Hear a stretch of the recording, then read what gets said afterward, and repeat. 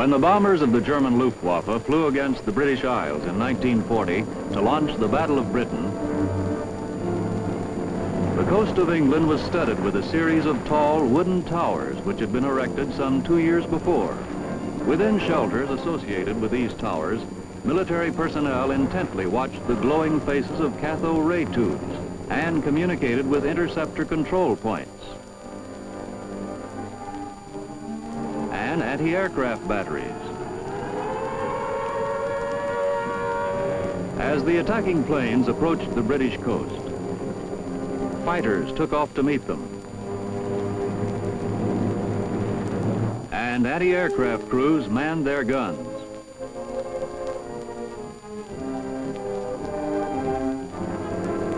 The German squadrons found the British forces alert and ready, and in the following months of the Battle of Britain, the Luftwaffe was decisively beaten back.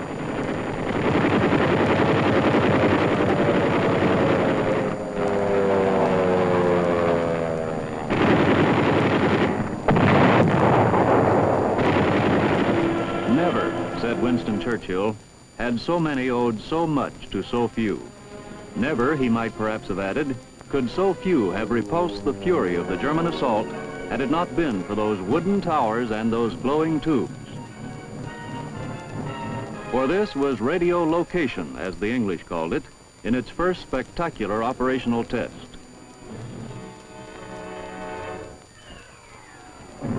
Radio location, which robbed the attackers of the great military advantage of surprise and allowed efficient centralized control of the defensive forces, contributing mightily to the British victory.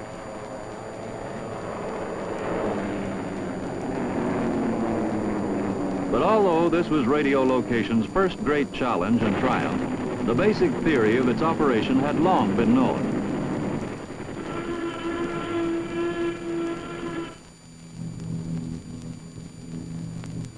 During the 1930s, scientists in the United States, France, and Germany, as well as Britain, had independently developed workable systems.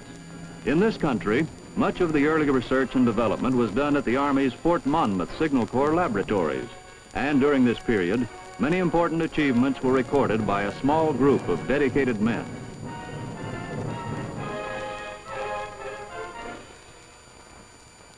Concurrently, significant discoveries in this field were made by scientists of the Naval Research Laboratory.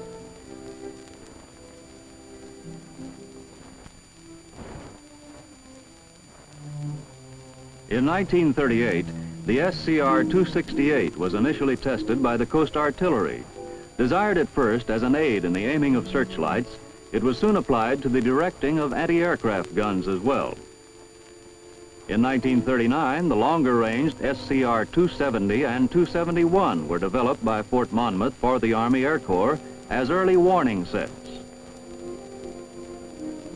The United States called these systems radar, for radio detection and ranging, a term that is now universally accepted. Our early sets utilized the longer waves of the radar spectrum, requiring large, cumbersome antennas for even short-range operations. In 1940, British scientists came to America with the newly developed Magnetron tube, which could produce high-power pulses of short-wave energy, permitting antennas of more manageable size and a higher degree of accuracy. At the Massachusetts Institute of Technology, the U.S. set up a radar research unit to supplement the Army and Navy laboratories. Britain and America pooled their radar efforts, and with that collaboration began the history of modern radar. Radar works because radio energy transmitted outward from an antenna will be reflected or echoed back by obstacles encountered in its path. By means of a directional antenna array, the radiated energy can be focused into a narrow beam or lobe, making it possible to determine the direction or azimuth of any target seen by the radar. If the energy is radiated in separate pulses, the time it takes a pulse to reach the target and its echo to return indicates target distance or range.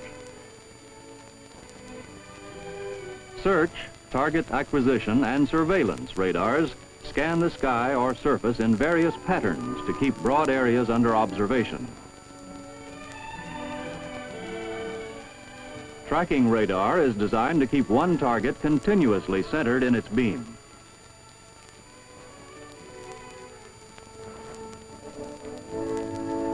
Some radars can be used for either search or tracking purposes, and a recently developed system called Track While Scan allows the tracking of targets which are being observed by search radar. Continuous wave, or CW radar, employs separate sending and receiving antennas and is not a pulse signal. It is chiefly used to measure target speed, a radar capability which results from the Doppler effect.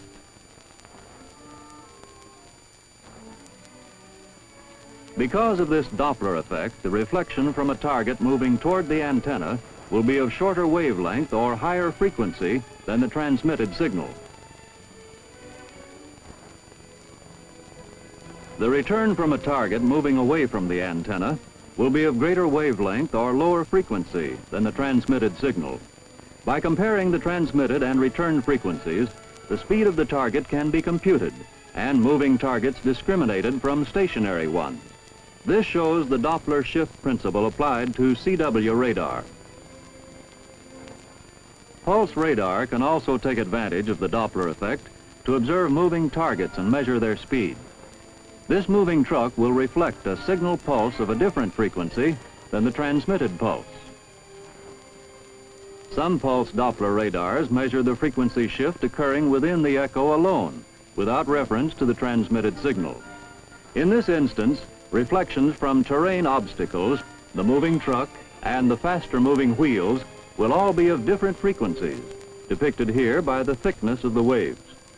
By measuring these differences in frequency, the radar can detect the moving target, gauge its speed, and even in some cases, recognize its nature because of the characteristic way it changes the return frequencies. Frequency modulated, or FM radar, varies the frequency of a continuously transmitted signal in a fixed pattern. Target distance can be computed by relating this pattern to the amount of modulation appearing in the reflected echo. Radar indicators display target information in various ways. The A-scan indicator displays the single dimension of range, resulting from the time difference between the pulse indication, or main bang, on the left and the target reflection pip on the right. This range line becomes a circle in the J-scope with target distance measured along the circumference. The B-scope displays two-dimensional information. Here, azimuth is indicated to left and right of the center line, and range increases vertically from the baseline. The PPI scan, or plan position indicator, plots range as distance from the center of the circle and azimuth as degrees of the circle. There are other scans for other purposes, and to obtain three-dimensional information, indicators are often used in combination. The basic components of a typical radar set are a synchronizer timer, transmitter, antenna system, receiver, indicator, and power supply. The timer, or synchronizer, which is the heart of the radar set, synchronizes the system in the dimension of time, so critical to radar measurements. The transmitter supplies the radio frequency signal to the antenna, and in pulse radar, the spillover from this signal appears as the main pulse on the indicator. The antenna system radiates the signal, picks up the target reflection, and delivers it to the receiver. The receiver amplifies the weak reflection many millions of times and relays it in proper form to the indicator. The power supply services each component. There are additional electronic circuits and servo systems for controlling antenna movement.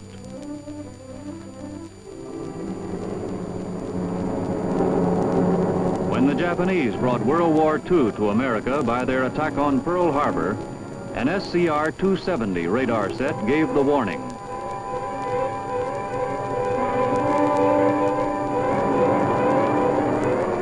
A warning, however, that went tragically unheeded by military forces not yet accustomed to undeclared war.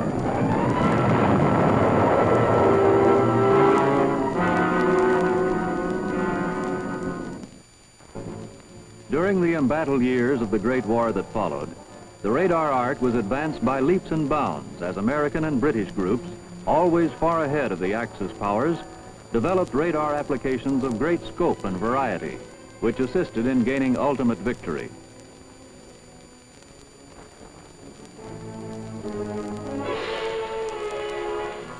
At first, radar was largely used for air warning systems and anti-aircraft fire direction.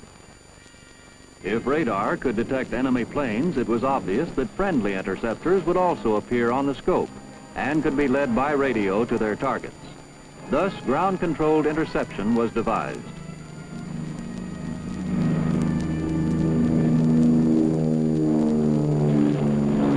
The development of IFF equipment for identification friend or foe allowed radar operators to challenge their targets electronically and from the reply on the radar scope to differentiate between friend and enemy.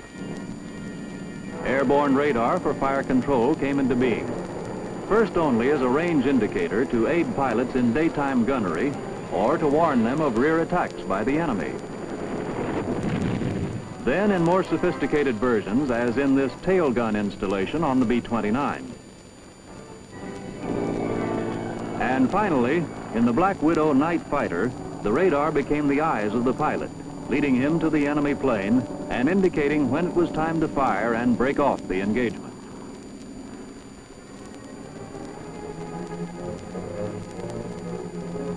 One of the most versatile and accurate of World War II radars was the Signal Corps' SCR 584. With both search and tracking capabilities, the SCR 584 could establish target azimuth or elevation angles within an error range of 1/20th of a degree and a distance within 25 yards at maximum range. This microwave set used a parabolic reflector of high gain or focusing power. Many SCR 584s are still in service today. Some U.S. anti-aircraft batteries equipped with the SCR 584 averaged an enemy craft down for every 40 rounds of ammunition expended.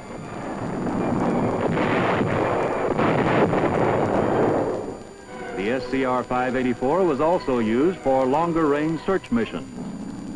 Fighter bombers in tactical sorties over Europe after the invasion were tracked in poor weather by SCR 584s and radio-guided to their targets. Radar was applied to other bombing techniques by the British and Americans. For night raids over the Ruhr Valley, British Pathfinder planes were equipped with radar beacons, which amplified radar reflections for easier tracking. 2 ground radars in England, tracking the Pathfinder, could lead it to the target city where signal flares were dropped to guide the following bomber fleets.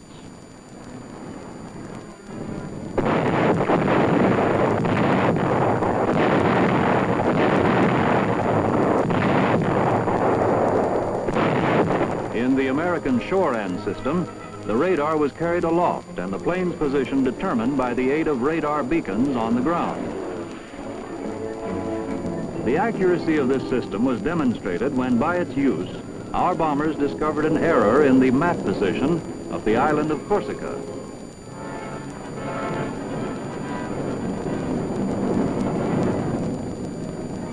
With America's so-called Mickey radar, the ground echoes were utilized to map the terrain below as a basis for pilotage and blind bombing through clouds or overcast.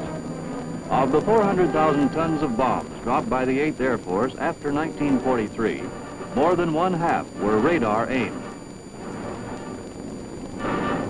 A sector view shows the radar picture of the ground passing beneath the plane during a bombing mission.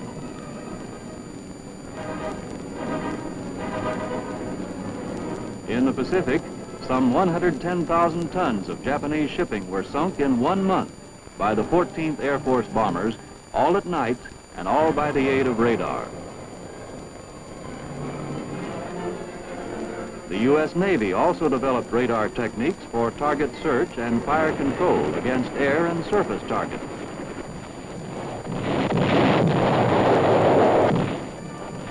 cases, enemy vessels were sunk without being sighted, except as targets on the ship's radar. Other naval radar uses included convoy control, search and rescue operations, and harbor security. Applying radar techniques to the anti-submarine campaign in the Atlantic aided substantially in achieving the 1943 mark of about one sinking a day, with most sightings made by radar.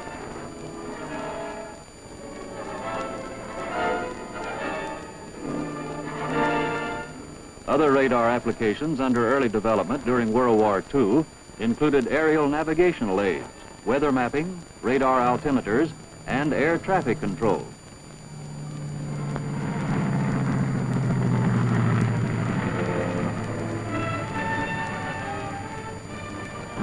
When in the last months of the conflict, British radar stations began picking up fleeting echoes from the German V-2 ballistic missiles, the problems that would face future radar development were foreshadowed.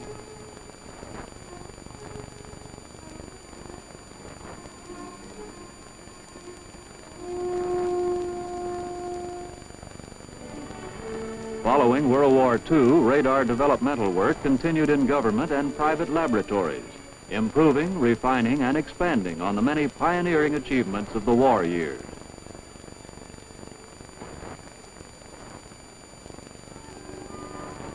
And applied to radar systems were new electronic discoveries, such as the powerful klystron tube, wideband amplification of microwave frequencies, and low noise receivers. It became apparent that radar echoes brought back a lot of information about the reflecting objects. The problem was to find ways of extracting this information most efficiently.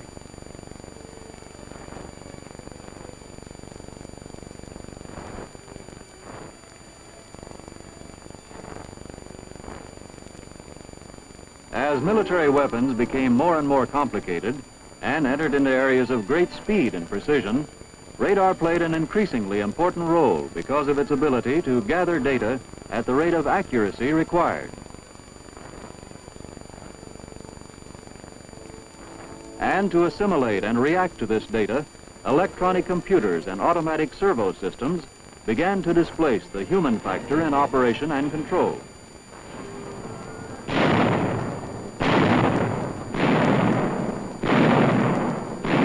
Today, as at its inception, radar is still most widely applied to air defense, as in the giant SAGE system. This system is designed to provide at a central command post a continuous depiction of airspace traffic over the U.S. and Canada. The basis of most of the information fed into the SAGE system is radar observation. Stretching some 3,000 miles across the top of the continent from the Aleutians to Iceland are the dew line or distant early warning radars. Erected with great difficulty in the bleak and remote Arctic, these long-range search and acquisition radars scan the polar regions on the lookout for hostile planes or air-breathing missiles coming in over the roof of the world. The antennas turn within plastic radomes whose surface is kept free of ice and snow by interior heat lamps.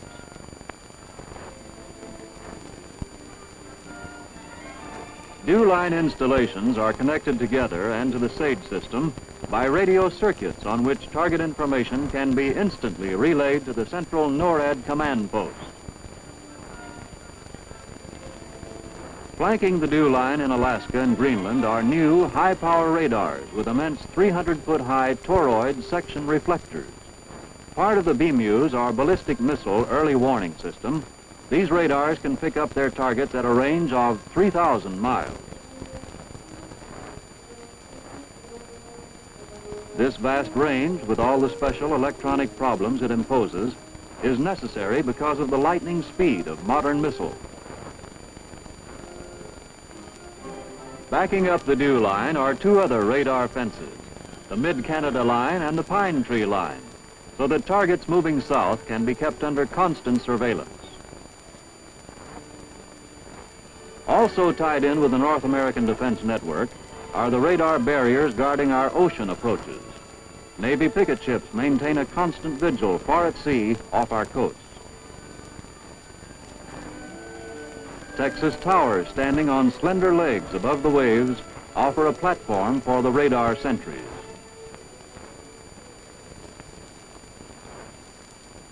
Radar is borne aloft by Navy and Air Force planes, and their searching beams scan the skies to great distances over the ocean. Picket submarines can range the polar seas even above the dew line as advanced outposts of the radar warning system. Radar is designed primarily for search and target acquisition, whether guarding North America or other parts of the free world, or designed for battlefield use, have similar characteristics. A typical example of this type of radar is the AN-FPS-36. This high-power microwave set has a typical paraboloid section antenna reflector. The array can be set for continuous circular scan. The range of this radar is 200 nautical miles. A rectangular waveguide for transmitting the microwave pulse with minimum line loss connects the antenna horn to the equipment within the permanent shelter.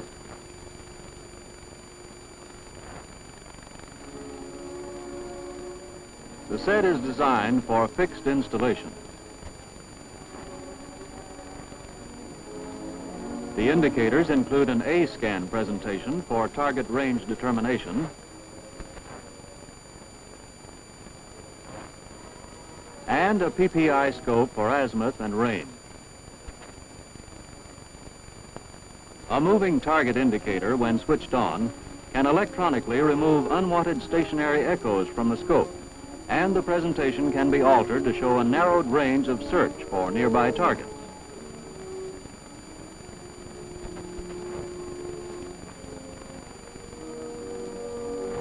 A similar version of this set with slightly less range, the TPS-1D or TPS-1G, can be readily transported and set up in the field.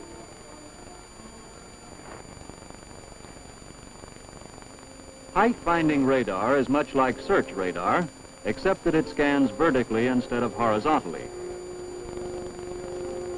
The characteristic appearance of search radar is maintained even in this immense 120-foot wide version, the FPS-24. If search radar guarding the ramparts of our continent should pick up an unfriendly intruder, the information would be relayed to a regional control center, and from there to the central NORAD command post, from where would come the decision for action.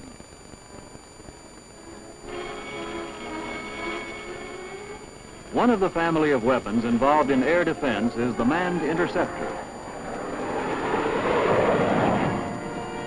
Radar-supplied information on location of the interceptors and the intruders is fed to computers from which emerge the data which is transmitted to the interceptor pilots.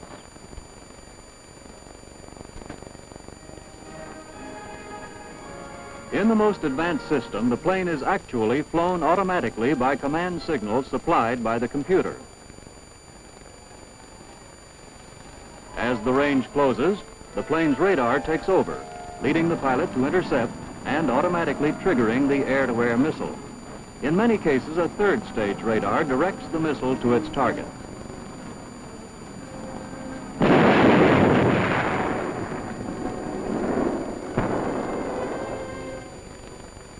The Navy's Sparrow, in one of its versions, is a semi-active homing missile, tracking the target which is illuminated by the launching plane's radar.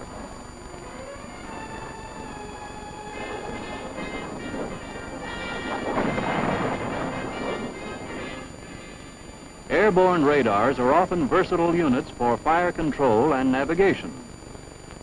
In this system, there is a gun aiming scope at the top and a B scope at the bottom.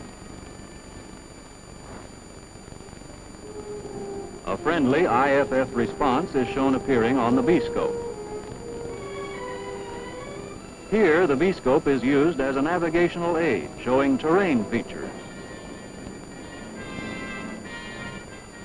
This airborne search radar can be used for fire control, navigation, and storm avoidance, and in conjunction with a sonobuoy for anti-submarine warfare.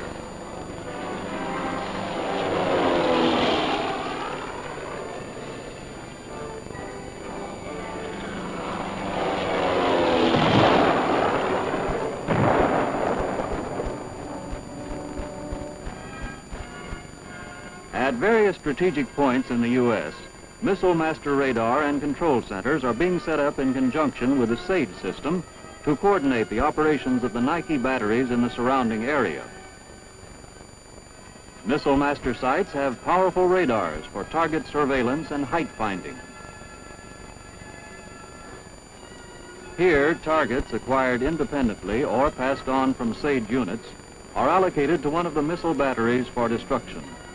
Air traffic in the area is monitored on numerous indicators, which selectively display the information picked up by the radar.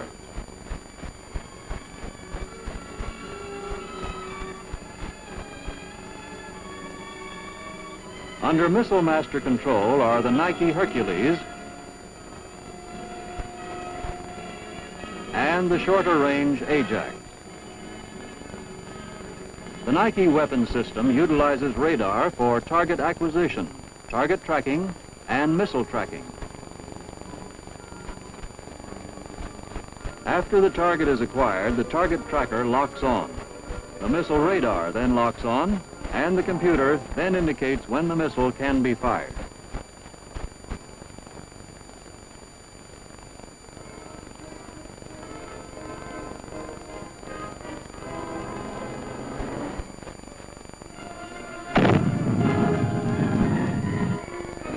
In the control center, the positions of target and missile are indicated on the scopes and traced by recording pins as the computer feeds command guidance instructions to the missile by coded radar pulses.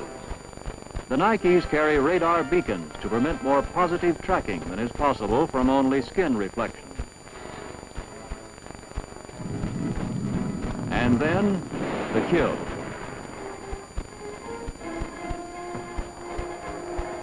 Special capabilities against low-flying targets are built into the Army-developed Hawk missile system. The Hawk's radar is specially tailored to its mission. The Hawk system includes a pulse acquisition radar for normal target search, a CW acquisition radar with its special ability to separate moving and stationary targets by the Doppler effect, and a CW illuminator or tracking radar, which can hold on targets even at treetop level. The Hawk, which can be fired from fixed or mobile launchers, has a semi-active homing system, which causes it to dive down on low-flying planes, directed by the reflections bounced off the target by the CW illuminator radar. Operational details of anti-missile missiles are largely classified. But this view of the large radome at this Nike Zeus test site indicates that radar will certainly contribute importantly to this essential program. Since surface targets are stationary or slow-moving, radar in this area is used to monitor only the position and speed of the missile, so that it can be guided to conform with a predetermined trajectory or visual sighting, as here with the Army's Lacrosse.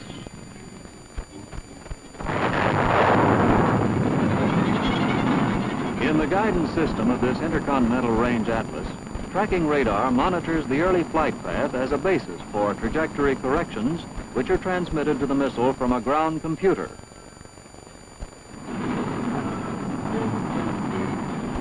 Radar is also essential for tracking test missiles downrange from Cape Canaveral into the South Atlantic and for the recovery of nose cones and instrument packages. A powerful new radar, the FPS-16, has been mounted aboard a naval vessel for such missile tracking operations. Depicted here is this radar's tracking ability on a jet fighter traveling 460 miles an hour at 10,000 feet. The plane is slightly off-center because the antenna is tracking a radar beacon in the left wingtip pod of the jet. At the Army Signal Corps Laboratories, this 50-foot antenna bounced a radar echo off the moon, providing this A-scope view of the actual occurrence.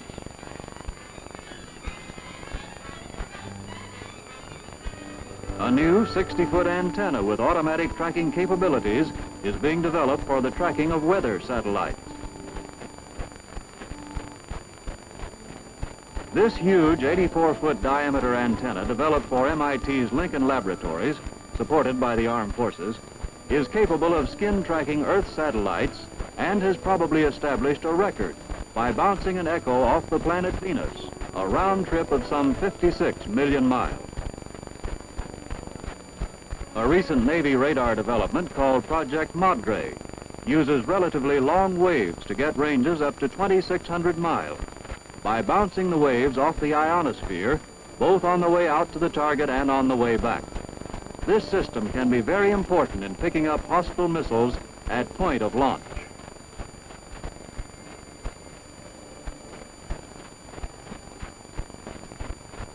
But all radar developments have not been concerned with missiles in space and anti-aircraft protection.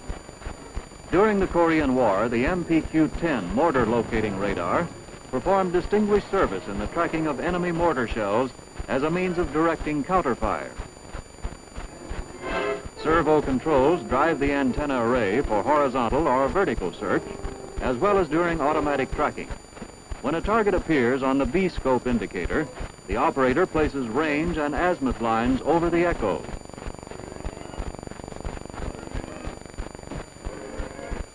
The J-scope then monitors an area 1,000 yards on each side of the echo position. When the second round appears, it is centered in the J-scope and the unit switched to automatic tracking. From the track trajectory of the round, location of the enemy mortar can be determined for directing counter battery fire. A later mortar locating radar, the MPQ-4, can accomplish the same result by observing only one enemy mortar round. This set alternately radiates upper and lower beams, and the mortar trajectory is computed from the 2 points at which it intercepts the beam. The MPQ-4 can track enemy artillery as well as mortar rounds, and can locate the impact point of friendly shells for fire registration. In the area of battlefield surveillance and mapping, radar techniques are providing some important advances. Manned aircraft with side-looking radar antennas fly over the battle zone, taking electronic pictures of the enemy positions to be photographically reproduced or transmitted by radio back to ground commanders. Unmanned drones, propeller or jet-driven, can be remotely guided on similar missions. The drones, which can be radar tracked for guidance and recovery, also carry forward-looking radar for obstacle avoidance. Amazingly high-resolution pictures can be obtained of the ground layout by these airborne surveillance radars. If desired, only moving targets are shown, and development is underway on methods for providing three-dimensional pictures to give contour effects to the radar view. A ground-based surveillance radar, the TPS-25, takes advantage of the Doppler shift between echoes reflected from stationary and moving targets to detect enemy personnel and vehicles. Using a scope and an audible indicator, trained operators monitor only the Doppler shift frequency, which indicates the presence of a moving target and its speed. With practice, the characteristic Doppler patterns of many targets can be identified. A man can be picked up at 5,000 yards, a vehicle at 20,000 yards. A similar unit, the TPS-33, also has an audible and visual indicator. Antenna position gives target direction. Range information is obtained by an electronic gating system, which can be adjusted to monitor echoes returned from selected distances. This system has further been adapted for this lightweight, portable, silent sentry radar. This unit can pick up a walking man at 1,000 yards. The Army is experimenting with a handheld unit, the PPS-6, for use by infantry patrols and frontline troops. A snap-on A-scan display can be used with this model to supplement the audible signal. Another new concept in radar is the development of a tactical long-range surveillance radar with mobility. This system combines an improved version of the AN-FPS-33 radar with a unique folding butterfly antenna. The butterfly antenna can be erected by 5 men in 15 minutes. Radar has brought planes in for landings during low visibility conditions for many years, using the ground-controlled approach system.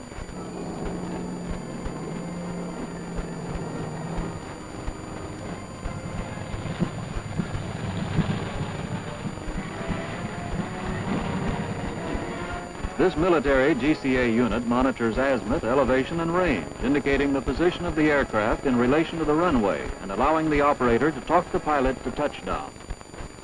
Ground-based radar that can spot a rainstorm at 250 miles is being used for local weather forecasting. With a range and height indicating scope, a side view of the storm can be presented along with a plan view to give the three-dimensional weather depiction. Hurricane hunting planes of the Navy regularly patrol the Caribbean during the season to get radar pictures of the giant tropical storms to aid predictions of their course and velocity. A special radar unit has been developed by the Signal Corps for determination of cloud base height and overcast thickness. Radar is a navigational aid of first importance for civilian merchant ships.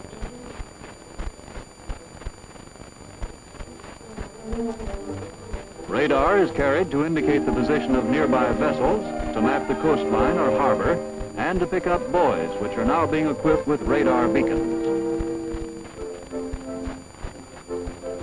A newly developed ship radar shows other vessels in the area with telltale wakes behind them to better indicate their speed and direction. Radar units are used by small boats and pleasure cruisers as navigational aids. The antenna is located on the center line of the boat, and the search area is displayed on a small PPI scope in the cabin. Doppler radar mounted beneath the airplane has solved the old problem of accurately determining the aircraft's ground speed and drift angle. Radar beams angled from below the plane measure the forward and sidewise speed of the plane along the ground. The measurement is so accurate that the pilot has a constant indication of his latitude and longitude, or his course can be traced automatically on a chart. In other systems, the Doppler measurements are used to show the aircraft position on a map grid projected on the windshield.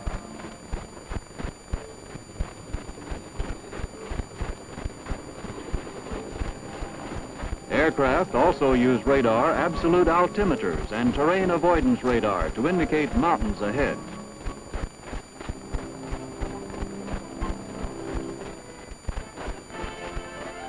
All this then and more is radar and its applications, an electronic beam extending man's ability to observe and record, searching vast sweeps of distance to bring back millions of items of data per second to help man to see, to control, and to tame the environment of hurtling speed his science has created.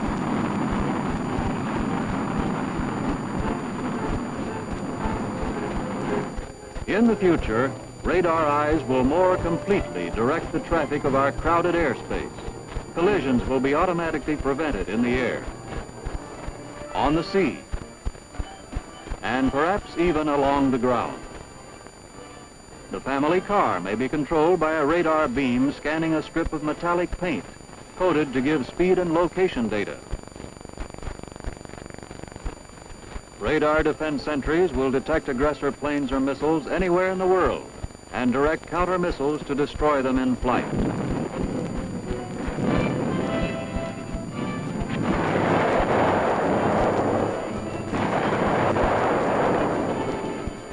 Our military commanders may observe enemy positions depicted in 3 dimensions on huge screens and direct defensive fire by guided weapons.